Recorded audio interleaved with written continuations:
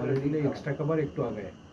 Extra cover হলো cover অতিরিক্ত extra কভারটা সাধারণত এই পজিশনে থাকে, এই যেটার মধ্যে এই পজিশনে থাকে, এটার মধ্যে আমি না যাই এইখানে পয়েন্টে এইখানে অথবা দূরে দিবেন। এটা আইডিয়ালি শুরু করবেন এইখানে, কারণ এই স্কোয়ার কাট খেলার মতো লোক নাই। আর আপনারা যখন বলটা এইখানে ড্রপ দিবেন তখন এই শটটা নাই হয়ে যায়, এই শটটা হয় না।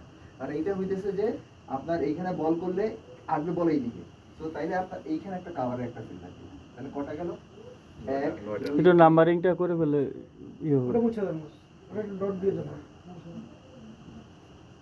1 2 3 4 5 6 7 8 এই পাশে 4টা 5টা স্কোয়ার লেগে একটা।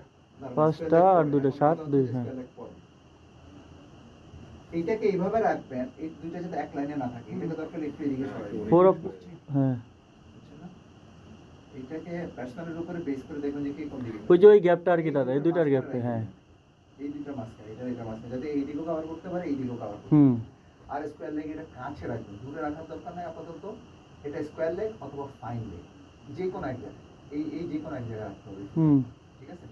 ও ওয়াইডিশ রাখতে পারেন, এই দিকে রাখতে পারেন, থাকলে দুইটা পারপাস কভার হবে, এটাও কভার করবে, এটাও কভার করবে। আইডিয়া রইলো আপনাদের মতো খেলায় এইখানে রাখবেন, এইটার দরকার নাই। হুম এইটা ঠিক আছে, এই দিক কভার করবে, এই দিক কভার করবে, এইটা মাঝখানেটুকু কভার করবে, এই ফিল্ডারটা কভার করবে এই দুইজনকে, এই দুইজনকে কভার করবে এই ফিল্ডারটা, ঠিক আছে না? হুম এইটা কভার করবে, তার শট খেললে এইখানে আর কিছু করার নাই। আর এটা হলো লং অন।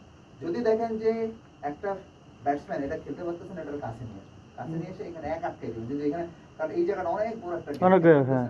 তো এইটাকে দরকার আমাদের আরেকটা প্লেয়ার আছে তো না, ব্যাটসম্যান বুঝে এটা। দশজন না, এতক্ষণ তো 9টা হয়েছে, আরেকজন আছে না, এখানে তো 9 জনের ইয়া দিছে। বোলার আছে নাকি? বেটা এটা পার্মানেন্ট।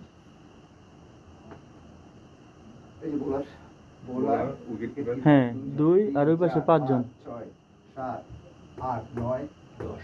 আচ্ছা জেরিন কি ম্যান্ডেটরি খেলতেই হবে? না, জেরিনকে 1-2 বার খালি নাম মাত্র নামায় তুলে ফেলবো।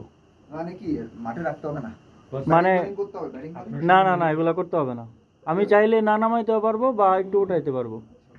তো এই আপনাদের আরে বেশি কিছু করার দরকার নেই, এই ফিল্ডিং সেটআপটাই দেখেন। মানে এটা মাথা বস, রাখবে না। ঠিক আছে। আপনার সঙ্গে মিলে গেছে, কালকে প্র্যাকটিসে আমি এইভাবে সাজাইছিলাম।